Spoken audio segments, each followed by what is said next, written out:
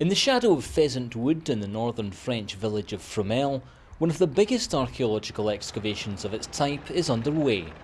The task of these archaeologists is to recover the remains of British and Australian soldiers killed at the Battle of Fromelles in July 1916. It's painstaking, methodical work, requiring patience and a steady hand. It's so good to be seeing that our second grave number 2 has been completed today. We found 50 individuals in total from that grave. Last week we completed grave 1 where we had 51 individuals, and we've also completed the excavation of graves 7 and 8, which we've shown, as suspected, were empty. So we've now completed work on 4 of the 8 graves. The attack launched at Fromelles by the 5th Australian and 61st British Divisions was intended to relieve some of the pressure on Allied forces on the Somme. Facing well-positioned German defences and difficult terrain, the British suffered over 1,500 casualties, the Australians over 5,500. The battle has been described as the worst 24 hours in Australia's history.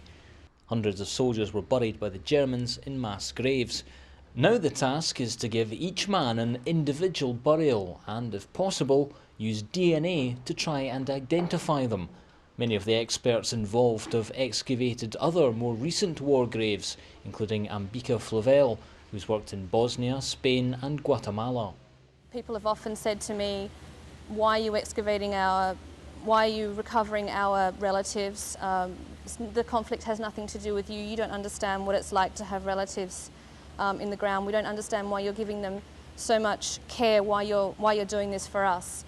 And I've always said, well, it doesn't matter who it is, they're still people. But now, for the first time, I have evidence that some of these people were Australians, and for me, it kind of hits close to home. It's the first time that I've ever excavated Australians, and so it's a privilege for me, honestly. But I found that I haven't changed my techniques in any way. We're still doing it in an absolutely professional manner. The latest technology is used by archaeologists to record where and in which position each set of remains is found. Such information can then be used as a reference later in the process. Other high-tech equipment can also reveal hidden information. We have here a standard X-ray unit that we would normally use in any hospital or veterinary practice. So you would see this in your X-ray department or something similar.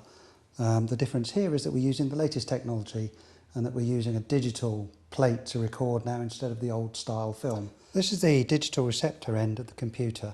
Here we can see that the images have transferred. This is an image we took earlier, and we can see within this image that there's several buttons, service buttons, which are quite identifiable by their shape and pattern that you can see on the X-rays. And it includes a little clip on the back to retain the button in the material. But also alongside here, we can see a sort of semicircular shape. This is actually an Australia badge that would be seen on the top of their epaulets. Artefacts found alongside the soldiers are also invaluable when it comes to identification, and a certain belt buckle, cap badge or other item can reveal the regiment, rank or nationality of the soldier. Some of the finds have been quite incredible. This has been my favourite so far. It's absolutely amazing. The preservation is stunning. It's a train ticket, and you can see, I'll show you a photograph here on the computer. It's from Fremantle to Perth in Western Australia, and then from Perth to Fremantle, so it's a return ticket.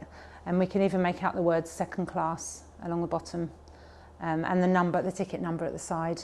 There's no date on it. But, and there's nothing on the back. We were hoping for maybe some handwriting on the back, but it's an amazing find, and it really demonstrates the preservation possible at this site and the tiny things that we can find. Whilst the excavation of the burial pits continues a few hundred yards over there behind me, the construction of the new cemetery, the first to be built by the Commonwealth War Graves Commission in 50 years, is well underway. This area here is currently being levelled and piles have been driven into the ground to stabilise it. The new cemetery is being built to the same high standards as the Commission's many other sites, and horticulture will play an important role. With modern access requirements in mind, the new cemetery will combine the latest design ideas with the classic lines of the past, a fitting way to remember those who fell at Fromelles.